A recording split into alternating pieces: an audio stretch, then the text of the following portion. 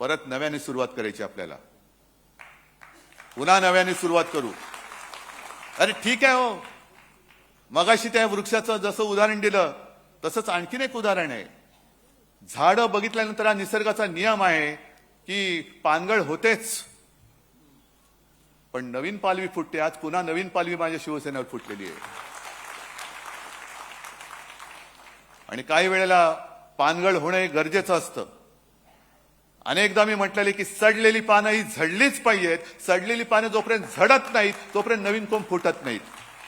जाऊ दे, जी सडली होती ती सडली.